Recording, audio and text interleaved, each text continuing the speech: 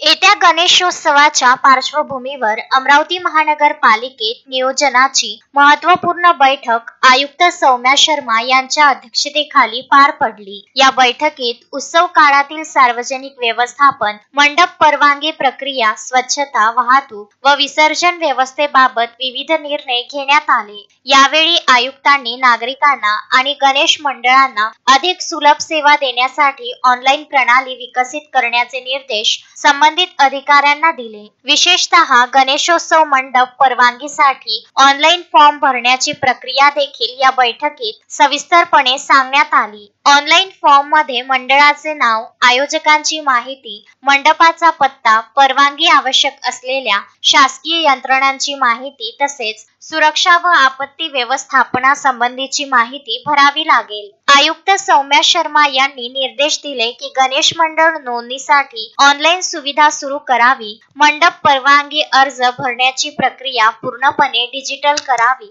25 artificial tank ठेवण्याची व्यवस्था करण्याचे निर्देश दिले। दरवर्षीप्रमाणे प्रथमेश तलाव व छत्री तलाव येथे गणेश विसर्जनाकरिता, गणेश मंडळांच्या मोठ्या गणपती विसर्जनाकरिता खोल खड्ड्यांची निर्मिती करण्याचे निर्देश दिले। त्याचप्रमाणे घरगुती विसर्जनाची त्याकरिता कृत्रिम तलावाची निर्मिती सुद्धा करण्याचे निर्देश दिले। या बैठकीला अतिरिक्त आयुक्त महेश देशमुख, उपायुक्त योगेश पिठे, उपायुक्त डॉक्टर मेघना वासनकर, महाराष्ट्र प्रदूषण नियंत्रण मंडळाचे अधिकारी सेदे पाटील, जितेंद्र पुरते, डॉक्टर प्रियश्री देशमुख, वाहतूक पोलीस निरीक्षक प्रवीण वांगे, रीता उईके, सहायक आयुक्त नंदकिशोर तिखिले, भूषण पुसतकर, नितीन बोबळे, धनंजय शिंदे, वैद्यकीय अधिकारी doctor Ajay Jadhav, system manager Amit Dongre, बाजार व परवाना विभागाचे सहायक आयुक्त दीपक खडेकार, उदय चव्हाण, उप अभियंता श्रीरंग तायडे, आशिष अवसरे, विवेक देशमुख, अतिक्रमण पथक प्रमुख श्याम चावरे, अभियंता शरद तीनखेडे, विविध विभागांचे वरिष्ठ अधिकारी, पोलीस प्रशासनाचे प्रतिनिधी उपस्थित होते।